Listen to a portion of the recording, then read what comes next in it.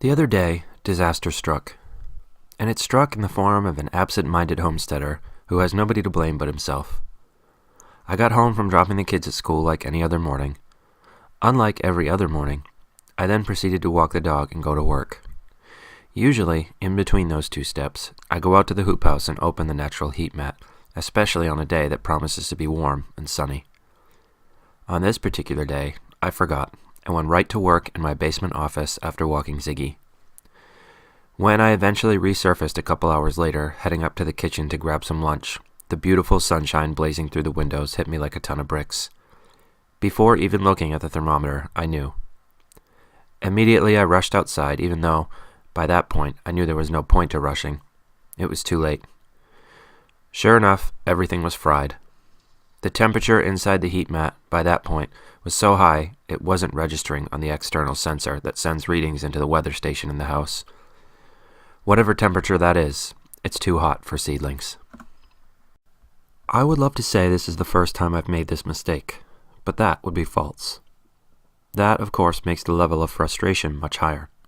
But, as the saying goes, there's no point crying over spilled milk. So, I'm doing what every farmer has done since the dawn of agriculture.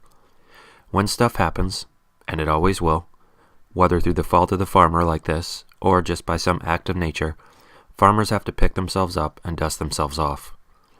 The one good thing about having done this before, I won't tell you how many times, is that I learned long ago to never ever plant all your seeds on the first planting, if you can help it.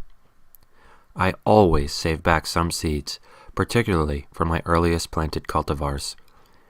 This time of year holds the greatest danger that everything will get burned like this. As the spring progresses, it becomes less important to shut everything each night, as it warms up. And if everything can remain open overnight, there's less pressure for my notoriously bad short-term memory to go out and open all the hoop houses and tunnels before it gets too hot. Since I'm replanting my alliums, and it's very late to be doing that, I don't expect to be winning any prizes with this year's harvest of onions and leeks.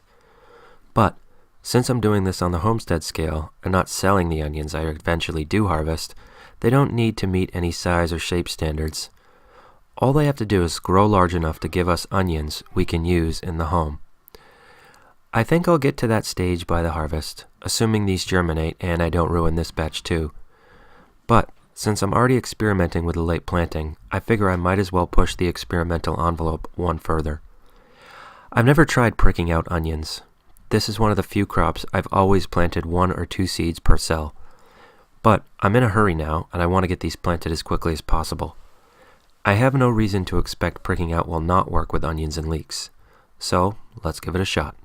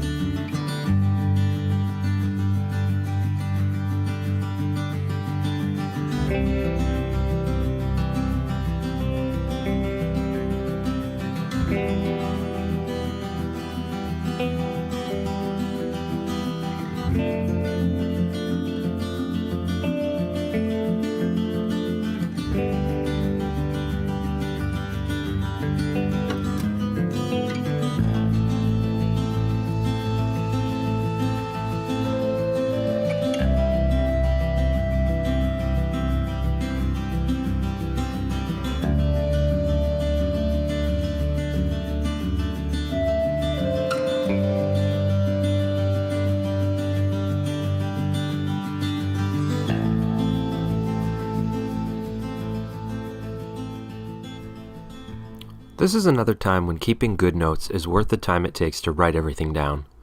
In this case, I'm not only going to make note of everything I planted tonight, including the usual information like the date, the days to maturity, and variety name, but I'm also going to go back and make note of the crops that were lost. When I look through notes in January and February of next year, while planning the garden and growing season, I'll have reference to this occurrence of absent-mindedness, and it will inform decisions about whether or not it's worth planting some crops as early as I have this year.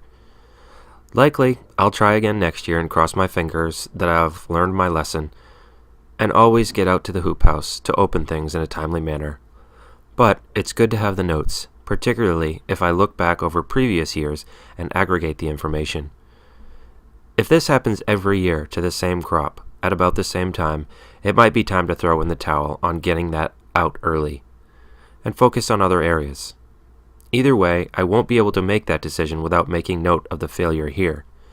Knowledge is power, and there's too much knowledge to be retained to do so without my trusty notebook.